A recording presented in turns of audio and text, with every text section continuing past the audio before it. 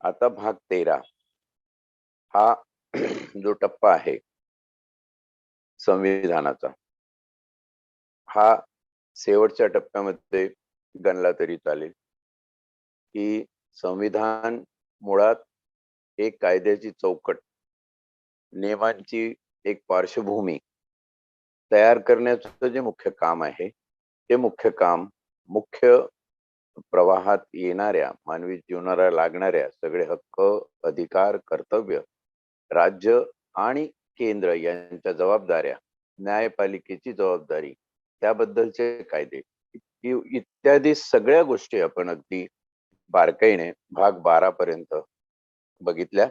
भाग 13 हा विशेषत्वाने आपल्याला व्यापार, वाणिज्य आणि व्यवहार संबंध याबाबत माहिती देतोय. त्याच्या आधीच भाग 12 आपण वित्तीय व्यवस्थापन, पैशातलेच व्यवहार हे राज्यात, देशात कसे चालावे, कसे असावे, त्यासाठी कसे कायदे असतील, कोण कुठल्या विषयावर कायदे करेल, कोण कुठल्या विषयावर वित्त व्यवस्थापन करेल, ती विषय सूची 7व्या अनुसूची प्रमाणे विकेंद्रीय सूची आहे, ज्याला संघ सूची म्हटलं आहे. त्याशिवाय समावर्ती सूची, कॉन्करंट लिस्ट, त्यानंतर राज्य सूची वगैरे सगळे संदर्भ आपण अभ्यासले. आता या सूचीप्रमाणे राज्यामध्ये, केंद्र आणि राज्यामध्ये शिवाय एखाद्या राज्याला कुठेही भारतामध्ये व्यापार करायचा असेल, व्यवहार संबंध ठेवायचे असतील, वाणिज्य दृष्ट्या काही व्यवहार करायचे असतील, मालाची असेल, पैशाची असेल, तज्ञतेची असेल, बौद्धिक देवाणघेवाण असेल, या सगळ्या बाबतीमध्ये काय संबंध असले पाहिजे, कशा प्रकारे ते रेग्युलेट, नियमित होतात. संसदेला कुठे कायदे करण्याचे अधिकार आहे, विधिमंडळांना कुठे कायदे करण्याचे अधिकार आहे, त्या संबंधीचे जे मुळातले पायंडे आहे त्याचा अभ्यास याच्यामध्ये आपण करणार आहोत. आज दिनांक 17 जानेवारी 2022.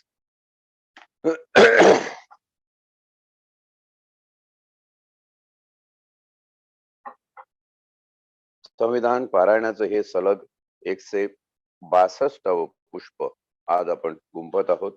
यामध्ये भारताचे संविधान भाग 13, भारताच्या राज्य क्षेत्रातील व्यापार, वाणिज्य आणि व्यवहार संबंध. हे वाणिज्य, व्यापार सहसा एकच दिसतं, पण व्यापार म्हणजे ट्रेडिंग, वाणिज्य म्हणजे कॉमर्स. व्यापार हा जो ट्रेडिंगचा भाग आहे, त्या ट्रेडिंग मध्ये कुठल्याही गोष्टी असू शकतात.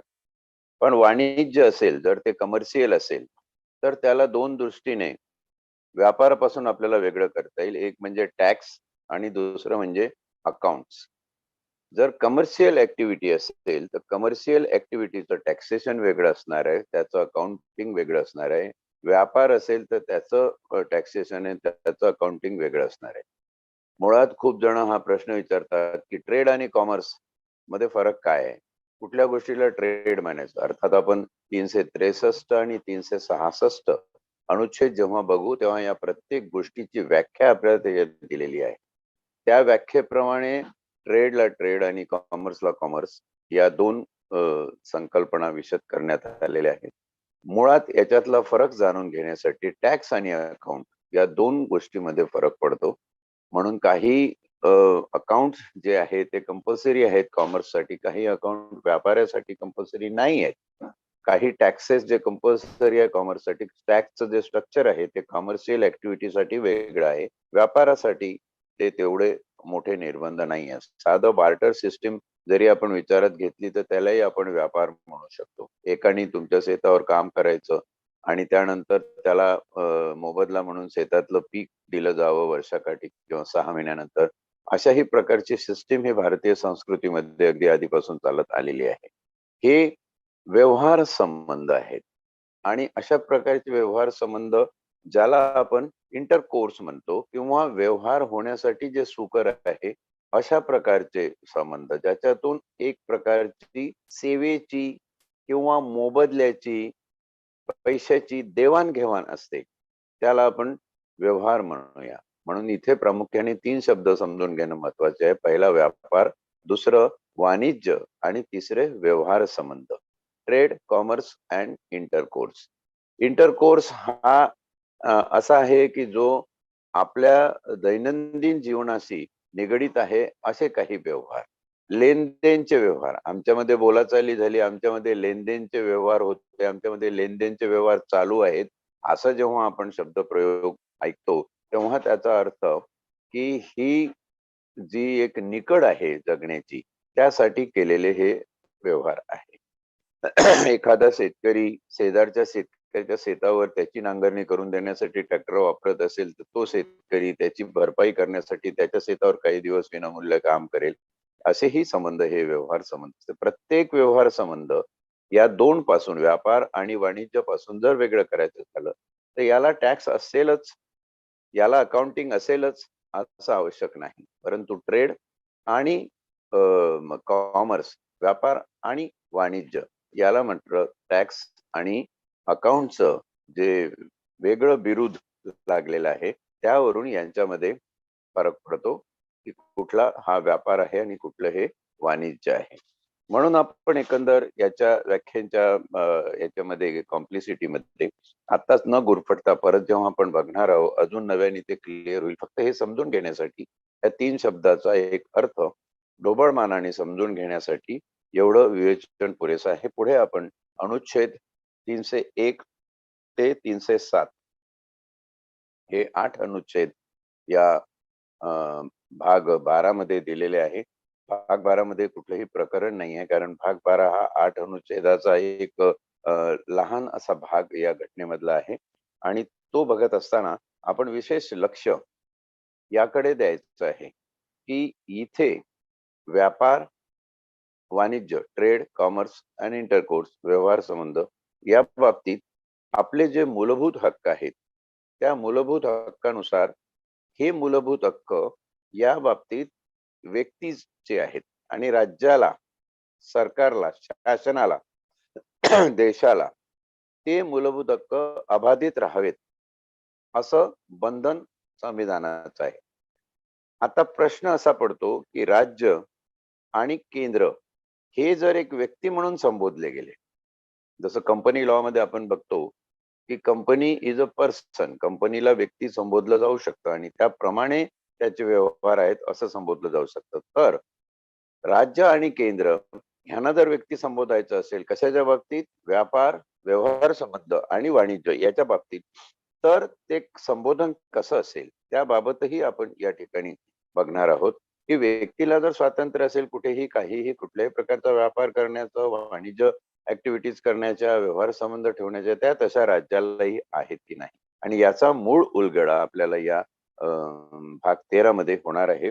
म्हणून पहिलं अनुच्छेद 301 असं म्हणतं की व्यापार, वाणिज्य आणि व्यवहार संबंध यांचे स्वातंत्र्य या भागातील अन्य तरतुदींना अधीन राहून भारताच्या राज्यक्षेत्रात स्वतः सर्वत्र व्यापार, वाणिज्य आणि व्यवहार संबंध याचे स्वातंत्र्य असेल.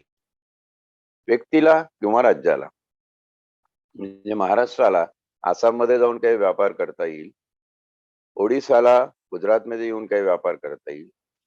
अशा प्रकारचं एक व्यापार स्वातंत्र्य हे सगळ्या भारताच्या परिक्षेत्रामध्ये हक्क आणि अधिकार या दोन्ही दृष्टीनं प्रदान करणारं हे अनुच्छेद 301 व्यापार, वाणिज्य आणि व्यवहार संबंध यांचे स्वातंत्र्य या भागातील अन्य तरतुदींच्या अधीन राहून, भाग 12 मध्ये ज्या काही तरतुदी आहेत, संसदेने केलेले कायदे असतील, संसदेने आणलेले निर्बंध असतील, राज्य विधानमंडळाने काही कायदे केलेले असतील, त्यानुसार काही निर्बंध आले असतील, या सगळ्यांच्या अधीन राहून भारताच्या राज्यक्षेत्रात सर्वत्र व्यापार, वाणिज्य आणि व्यवहार संबंध याचे स्वातंत्र्य आहे. आपण जर हा अनुच्छेद बघितला तर अनुच्छेद 16वा अपॉर्च्युनिटी, संधीज, त्याच्यामध्ये प्रत्येकाला कुठल्याही भारताच्या परिक्षेत्रामध्ये कुठल्याही भागामध्ये जाऊन नोकरी, उदीम, व्यापार, धंदा करण्याचं जे स्वातंत्र्य आपण दिलेलं आहे त्या अनुरूप हा 301 आहे. पण या ठिकाणी 301 आपण लक्षात ठेवत असताना इथे राज्य ही संकल्पना सुद्धा इन्क्लूड केलेली आहे, किंवा मग आपण असंही म्हणू शकू की 16 मध्ये तो हक्क म्हणून दिलेला आहे आणि 301 मध्ये तोच हक्क व्यापारी दृष्टिकोनातून, टॅक्स आणि वाणिज्याच्या दृष्टिकोनातून या ठिकाणी त्याचा अर्थ दिलेला आहे. म्हणजे व्यापार तुम्हाला करता येतो याच्यामध्ये व्यवसाय हा शब्द नाही आहे, जो व्यवसाय 16व्या अनुच्छेदामध्ये आपल्याला दिसतो. कुठल्याही प्रकारचं profession, anybody can profess any profession in any part of India. म्हणजे बिहारचा डॉक्टर असेल तो तामिळनाडूमध्ये जाऊन त्याची प्रॅक्टिस करू शकेल. तामिळनाडूचा डॉक्टर असेल तो दिल्लीला जाऊन त्याची प्रॅक्टिस करू शकेल. अशा प्रकारचं जे सर्व व्यापी स्वातंत्र्य अनुच्छेद 16 मध्ये आहे, तेच स्वातंत्र्य 301 मध्ये व्यापार, वाणिज्य आणि व्यवहार संबंध या बाबतीत प्रदान केलेलं आहे, तुम्हाला दिसतं. 302 अनुच्छेद 302 असं म्हणतो, व्यापार, वाणिज्य आणि व्यवहार संबंध यावर निर्बंध घालावयाचा संसदेचा अधिकार. आता हे व्यापार स्वातंत्र्य तर दिलेलं आहे, पण ते अनिर्बंध नाही, त्याच्यावर निर्बंध आहे.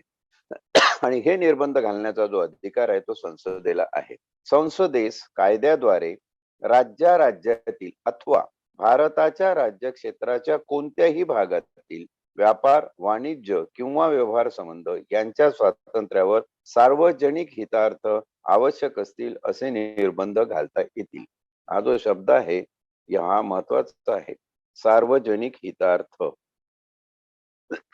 म्हणजे संसदेला निर्बंध घालण्याचे अधिकार आहेत, पण स्वतः संविधानाने संसदेवर निर्बंध घातलेले आहेत की तुम्ही जे काही कायदे अशा प्रकारचे व्यापार, वाणिज्य आणि व्यवहार संबंध नियमित करण्यासाठी करा, ते कायदे सार्वजनिक जनहिताचे, सार्वजनिक हितार्थच असले पाहिजे. हा निर्बंध संविधानाने संसदेवर घातलेला आहे. हे संविधानाचं सौंदर्य आहे. संविधानाने निर्माण केलेल्या ज्या संस्था आहेत, ही भारताची एक संसद असेल, भारताचा एक राष्ट्रपती असेल, भारताचा एक पंतप्रधान असेल, अशा प्रकारचं जे वाक्य आपण ऐकतो आणि वाचतो या संविधानामध्ये, तेव्हा ह्या निर्माण केलेल्या संस्थात्मक संरचना आहेत.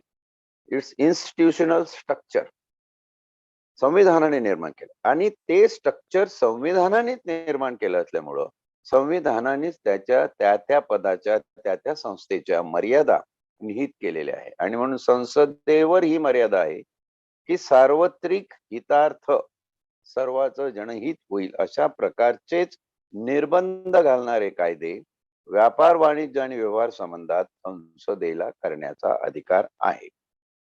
पुढचा अनुच्छेद 303, व्यापार आणि वाणिज्य या संबंधीच्या संघराज्याच्या व राज्यांच्या वैधानिक अधिकारावर निर्बंध. या बाबतीत म्हणजे व्यापार, वाणिज्य आणि व्यवहार संबंध या बाबतीत संघराज्य म्हणजे केंद्र शासन आणि राज्य शासन यावरती वैधानिक अधिकार. वैधानिक अधिकार इथं क्लिअर करून घ्यायचंय. संविधानिक अधिकार, वैधानिक अधिकार, विधिमंडळीय अधिकार वगैरे वगैरे शब्द आपण जेव्हा बघतो, संविधानिक अधिकार म्हणजे जे थेट तुम्हाला संविधानामधून प्राप्त होतात. वैधानिक अधिकार म्हणजे असे अधिकार जे संसदेने किंवा राज्याच्या विधिमंडळाने केलेल्या कायद्यानुसार तुम्हाला मिळत असतात. संविधानामध्ये हक्कही मिळतात, जे विधान मंडळाने केलेल्या कायद्याने हक्काची निर्मिती होत नाही, अधिकाराची निर्मिती होते. संसदेने केलेल्या कायद्याने हक्काची निर्मिती होत नाही, अधिकाराची निर्मिती होते. कायद्यांनी ज्या गोष्टीची निर्मिती होते त्याला वैधानिक अधिकार म्हटलेलं आहे. आणि संविधानाने थेट जे अधिकार किंवा तुम्हाला काही प्रावधान प्रदान केलेली आहे त्याला आपण हक्क म्हणू शकतो. हक्क आणि अधिकार हे दोन्ही संविधानाच्या ठायी निहित आहेत, परंतु संसदेच्या आणि विधिमंडळाच्या ठायी वैधानिक अधिकार निहित आहे. वैधानिक अधिकाराची दुसरी परिभाषा बघायची झाली तर ज्या अधिकाराची व्याख्या राज्य विधानमंडळाने किंवा देशाच्या संसदेने पारित केलेल्या कायद्यात दिलेली आहे, त्या अधिकाराचं प्रारूप तिथे एक्सप्लेन केलेलं आहे, ते वैधानिक अधिकार. थोडक्यात वैधानिक मंडळ, विधानमंडळ या शब्दात येतं, संसद या शब्दात येतं, या मंडळांनी तयार केलेले जे कायदे आहेत त्याला आपण वैधानिक कायदे किंवा वैधानिक अधिकार असं म्हणूया. म्हणून व्यापार आणि वाणिज्य या संबंधीच्या संघराज्याच्या व राज्यांच्या वैधानिक अधिकारावर निर्बंध. हे जे वैधानिक अधिकार द्यायचे आहेत त्याच्यावरही काही निर्बंध असले पाहिजे. जिथं आपण संसदेवर निर्बंध लावतो तर संसदेने निर्माण केलेल्या कायद्यावरही काही रेग्युलेशन, काही नियमितपणा असला पाहिजे.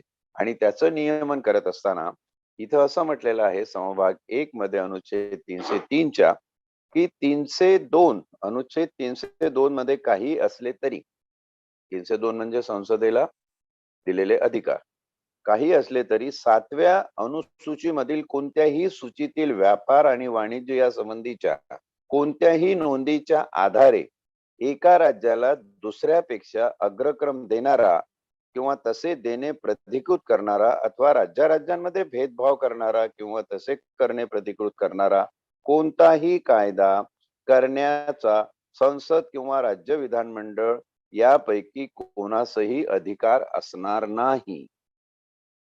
अमाप व्यापार आणि वाणिज्य याचं स्वातंत्र्य एखाद्या राज्याला दिलं असा कायदा संसद करू शकणार नाही. संसद बॅलन्स बघेल की इतर राज्यांमधली काय पोझिशन आहे आणि 7व्या अनुसूचीतील कोणत्याही सूचीतील व्यापार. आता 7वी अनुसूची जर बघितली तर 7व्या अनुसूचीमध्ये 3 याद्या आहेत: संघ सूची, समावर्ती सूची आणि राज्य सूची. 303 अनुच्छेद त्याचं सौंदर्य एक असं लक्षात येईल, त्याची एक विशेष तरतूद की कोणत्याही सूचीतील, म्हणजे ते राज्य सूचीतील विषय असो, समावर्ती सूचीतील विषय असो की संघराज्यातील सूचीतला विषय असो, संसदेला 2 राज्यांमध्ये भेदभाव होईल अशा प्रकारचा कायदा निर्माण करता येणार नाही.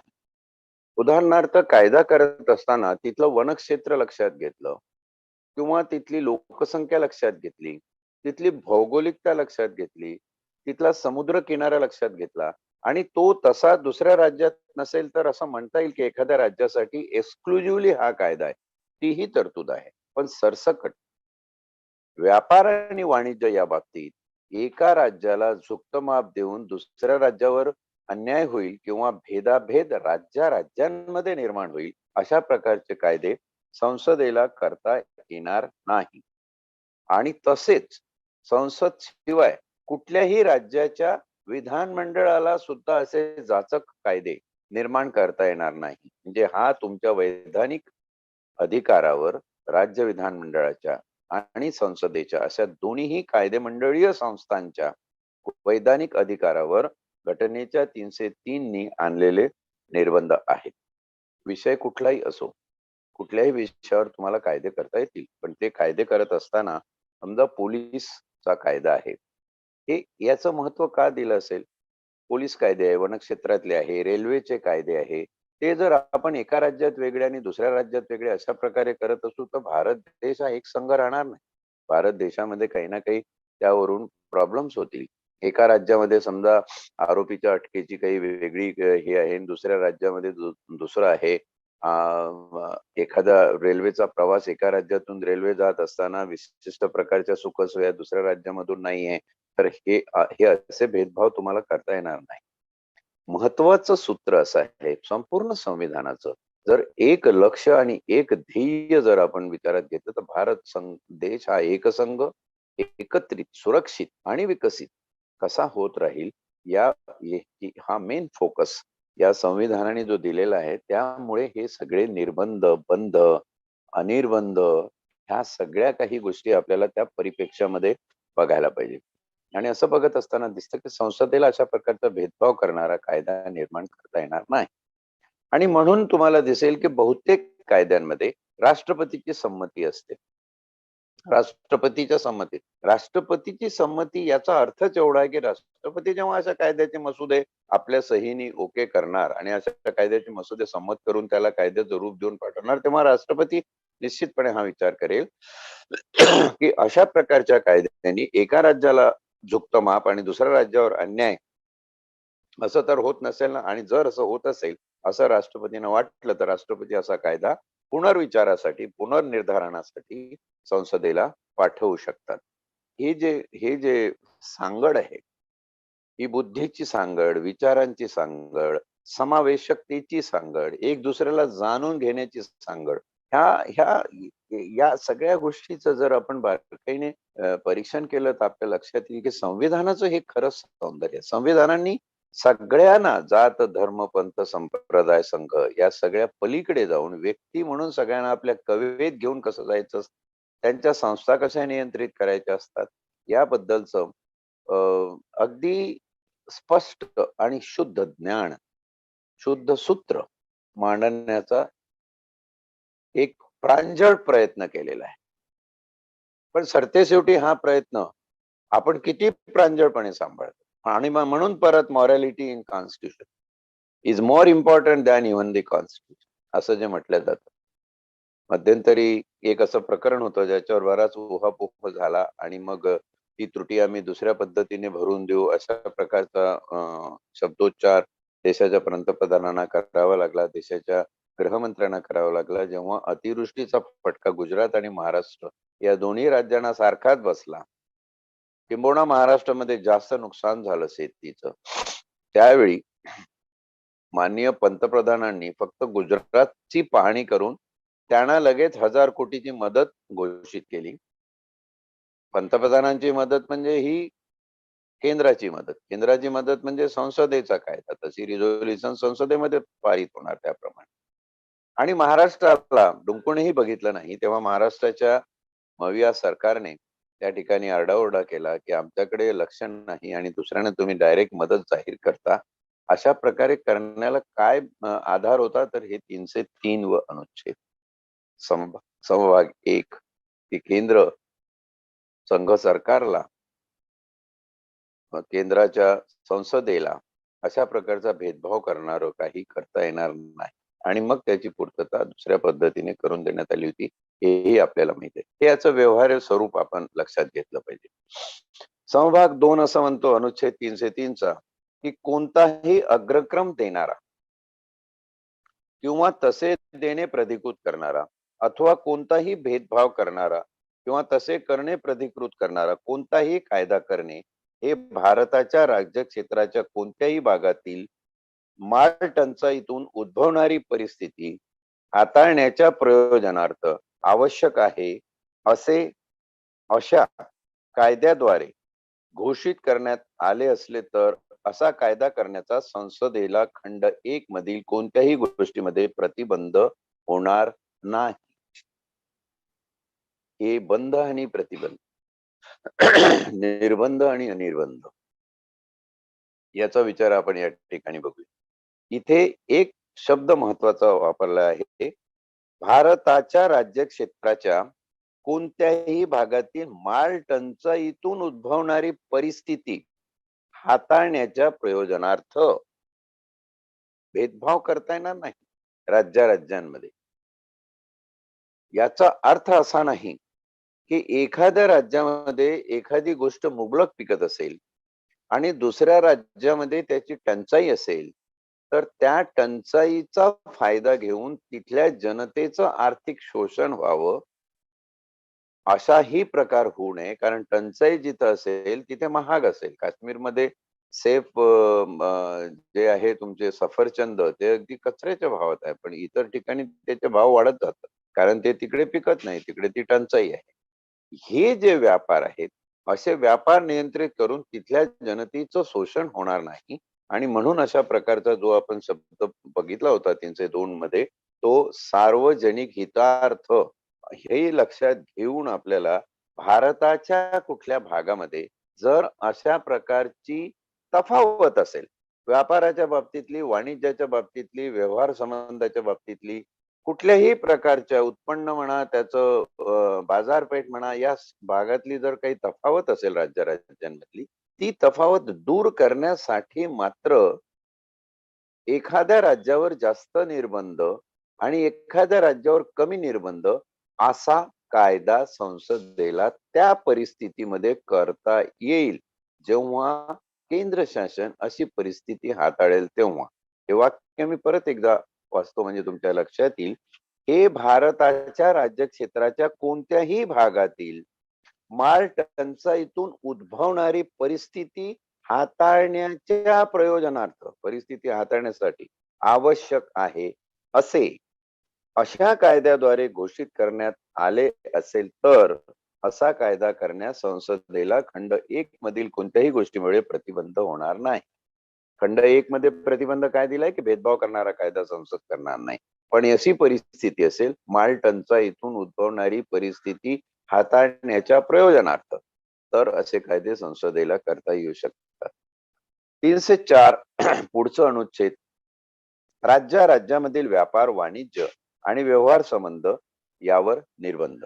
आता 2 राज्यामध्ये, इथं आपण संसद, विधानमंडळ, केंद्र आणि राज्य याचा विचार करत होतो. आता 2 राज्यामध्ये, राज्यांमधील व्यापार, वाणिज्य आणि व्यवहार संबंध यावर निर्बंध. अनुच्छेद 301 किंवा 303 मध्ये, म्हणजे आपण जे आधीचे अनुच्छेद आज बघितले ते अनुच्छेद 301 आणि अनुच्छेद 303 मध्ये काहीही अंतर्भूत असले तरी राज्याच्या विधानमंडळास कायद्याद्वारे आता राज्यांना काही अधिकार स्वायत्त रीतीनं प्रदान करण्यात आलेले आहे. कारण 2 राज्यामधलं जे नियंत्रण आहे ते राज्यांनी बघावं, आणि काही जर त्याच्यामध्ये क्लिमिश किंवा काही कॉम्प्लिसिटी, काही भानगडी निर्माण झाल्या तर केंद्राने त्याच्यामध्ये हस्तक्षेप करावा. अशा प्रकारचा प्रघात आपल्याला 304 मध्ये बघायला मिळणार आहे.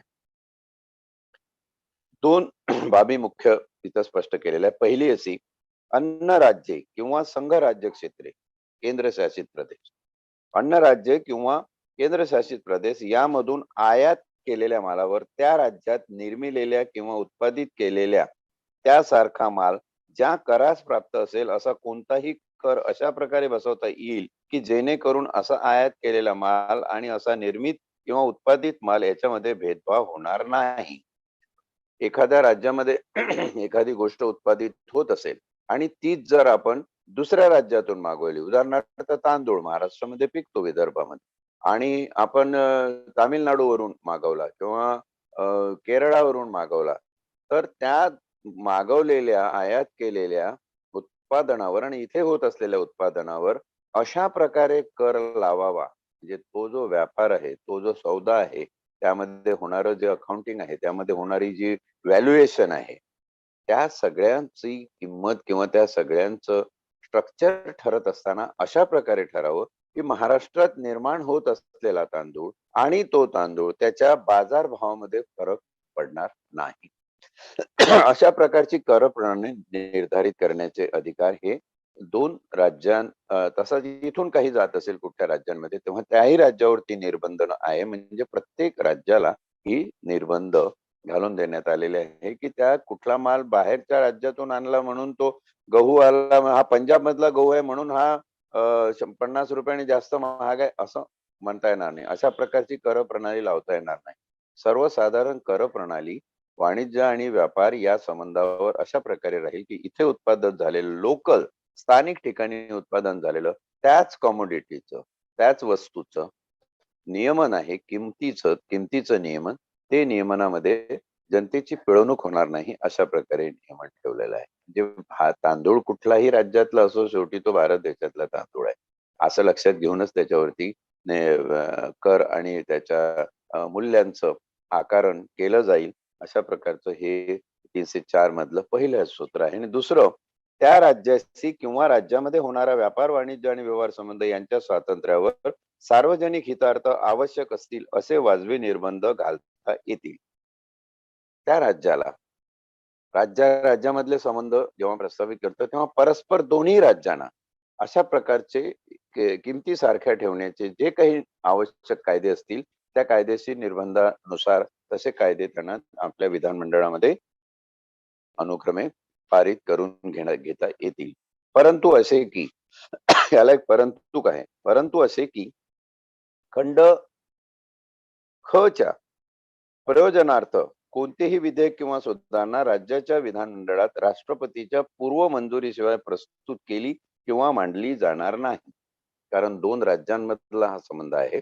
म्हणून जर अशा वेळी एखाद्या वस्तूची किंमत नियंत्रित करताना किंवा एखाद्या वस्तूवरचा व्यापार वाणिज्य संबंधातला कर नियंत्रित करत असताना जर कायदा पारित करायचा असेल तर त्या कायद्याचा मसुदा हा राष्ट्रपतींना मंजुरीसाठी पाठवावा लागेल आणि राष्ट्रपतीच्या मंजुरीशिवाय कायद्याचा मसुदा हा विधानमंडळामध्ये प्रस्तुतही केला जाणार नाही.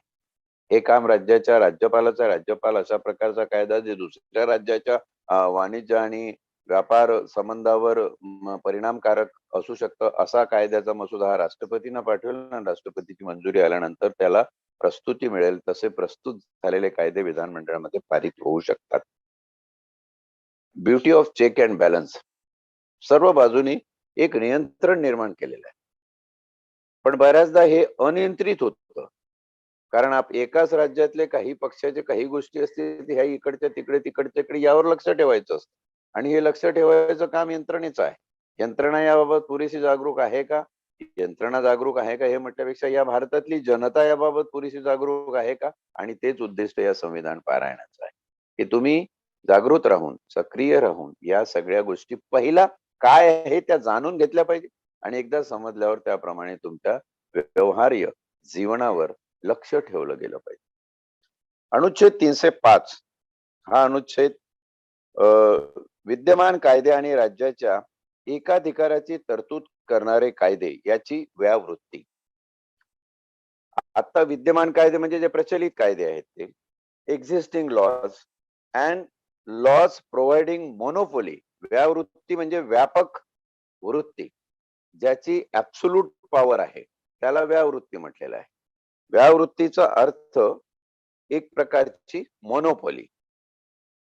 विद्यमान कायदे आणि राज्याच्या एकाधिकाराची तरतूद करणारे कायदे याची व्यावृत्ती.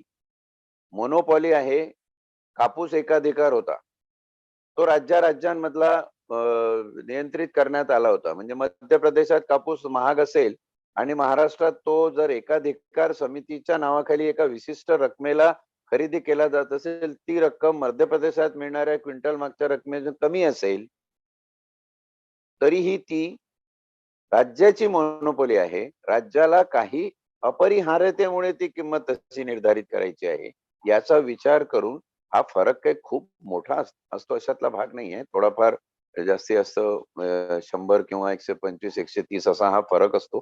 पण तोही निर्धारित करण्यासाठी राज्यांना ती मुभा असावी, कारण शेवटी राज्याला राज्याचं आर्थिक वित्त व्यवस्थापन सांभाळायचं आहे आणि त्यासाठी काही कायदेशीर तरतुदी संविधानाने निर्माण केल्या आहेत, त्या सुद्धा बघणं महत्वाचं आहे. अनुच्छेद 301 व 303 यामधील कोणत्याही गोष्टी, कोणत्याही विद्यमान कायद्याच्या तरतुदी राष्ट्रपती आदेशाद्वारे अन्यथा निर्देश देईल तेवढे खेरीज करून एरवी प्रभावी होणार नाही. आणि अनुच्छेद 301 मधील कोणत्याही गोष्टीमुळे संविधान 4थी सुधारणा अधिनियम 1955 यांच्या प्रारंभापूर्वी केलेला कोणताही कायदा हा अनुच्छेद 19 खंड 6 उपखंड 2 मध्ये निर्देशिलेल्या अशा कोणत्याही बाबीशी संबंधित असेल तेथवर त्याच्या प्रवर्तनावर प्रभावित होणार नाही, अथवा त्या बाबीशी संबंधित असा कोणताही कायदा करण्यास संसदेला किंवा राज्याच्या विधानमंडळाला प्रतिबंध होणार नाही. म्हणजे 1955 ला या 305 अनुच्छेदाची जेव्हा निर्मिती झाली घटना दुरुस्तीने, ही 4थी घटना दुरुस्ती, त्या घटना दुरुस्तीवर एक कटाक्ष टाकला तर आपल्या लक्षात येईल की असा कुठलाही कायदा ज्याच्या प्रवर्तनाने किंवा ज्याला प्रभावीपणा दिल्याने तुमच्या अधिकारावर अनुच्छेद 19 मधल्या हक्कांवर, अधिकारापेक्षा आपण हक्क म्हणू कारण अनुच्छेद 19 हा मूलभूत हक्क आहे. कशाचा हक्क देतो? स्वातंत्र्याचा हक्क देतो.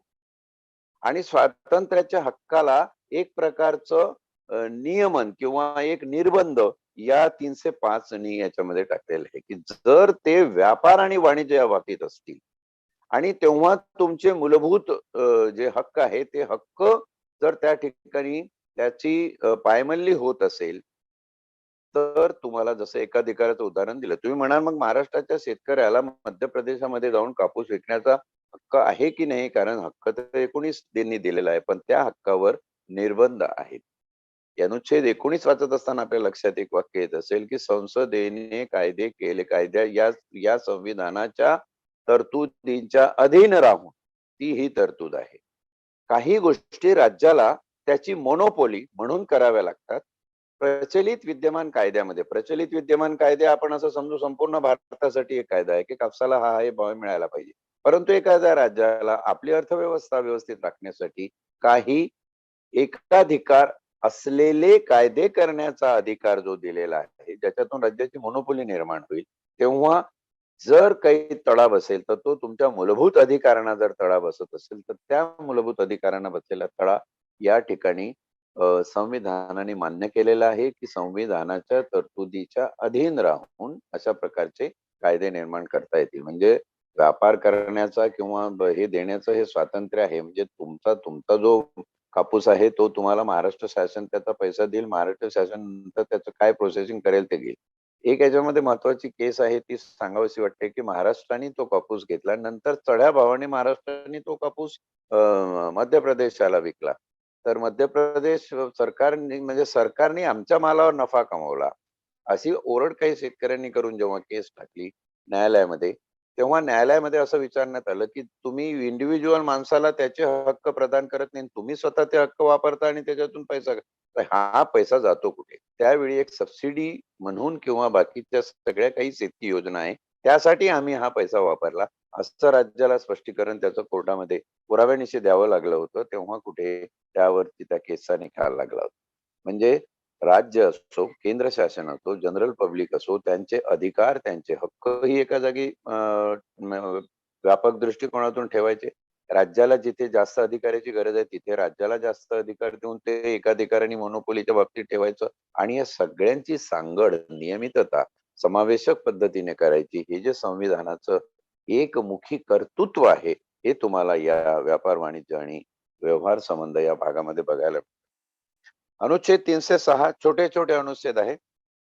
पहिल्या अनुसूचीचा भाग ख यातील विकसित राज्याचा व्यापार आणि वाणिज्य यावर बंधने घालण्याचा अधिकार. 7वी सुधारणा संविधानिक अधिनियम 1956 याच्या कलम 19 या अनुसूची निरसित. या 306 मध्ये जे अवास्तव अधिकार राज्याला दिलेले होते ते काढून टाकण्यात आलेले आहे. आता राज्याला जर अशा प्रकारचे निर्बंध घालायचे असतील जे 305 मध्ये दिलेले आहे असे, ते निर्बंध घालण्यासाठी राष्ट्रपतीकडे त्याची अनुमती मागावी लागते. कारण परिस्थिती बदललेली आहे म्हणून राज्याचे जे सार्वभौम किंवा मोनोपॉली निर्माण करण्याचे अधिकार होते ते अधिकार नियंत्रित करण्यासाठी 306 मधली तरतूद काढून टाकणं आवश्यक होतं. ती काढून टाकण्यात आलेली आहे. शेवटचा या भागातला अनुच्छेद 307, 301 ते 304. आपण आता 301 बघितलं, वाणिज्य व्यापाराचे स्वातंत्र्य. 302 बघितलं, त्यावर संसदेचा निर्बंध घालण्याचा अधिकार. 303 बघितलं, राज्याला वैधानिक अधिकार, वैधानिक कायदे करण्याचा अधिकार. आणि 304 बघितलं, राज्यातले परस्पर संबंध. या बाबतीत याची प्रयोजने पार पाडण्याकरता स्वतःला समुचित वाटेल अशा प्राधिकाऱ्याची नियुक्ती करता येईल आणि अशा प्रकारे नियुक्त केलेल्या प्राधिकाऱ्याकडे तिला आवश्यक वाटतील असे अधिकार आणि कर्तव्ये सोपवता येतील संसदेला आणि राज्याच्या विधानमंडळाला.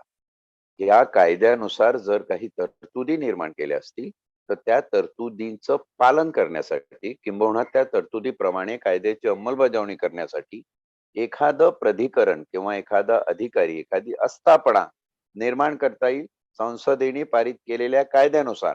आणि त्या आस्थापनेला, त्या आस्थापनाच्या प्रमुख पदाला काही जबाबदाऱ्या आणि कर्तव्य सुद्धा सोपवता येतील. त्याबद्दलचं नियमन, त्याबद्दलचे कायदे आणि कायद्या अंतर्गत नियम हे तयार करण्याचा संसदेला अधिकार असेल. थोडक्यात व्यापार, वाणिज्य आणि व्यवहार संबंध हे नियमित करणारा हा संविधानाचा भाग 13वा आज आपण संपवलेला आहे. उद्या भाग 14 163व्या पुष्पामध्ये आपण गुंपू, ज्यामध्ये सेवा हा अतिशय महत्वाचा भाग, संघराज्य आणि राज्य याच्या नियंत्रणाखाली असणाऱ्या सेवा, युनियन पब्लिक सर्व्हिस कमिशन, राज्य लोकसेवा आयोग वगैरे त्या ज्या संस्था आहेत त्याच्याबद्दलचं विवेचन आपण पुढच्या भागामध्ये उद्या याच वेळी बघूया. आज वेळेअभावी वेळ संपली असल्यामुळे या ठिकाणी थांबण्याची अनुमती घेतो आणि थांबतो. धन्यवाद.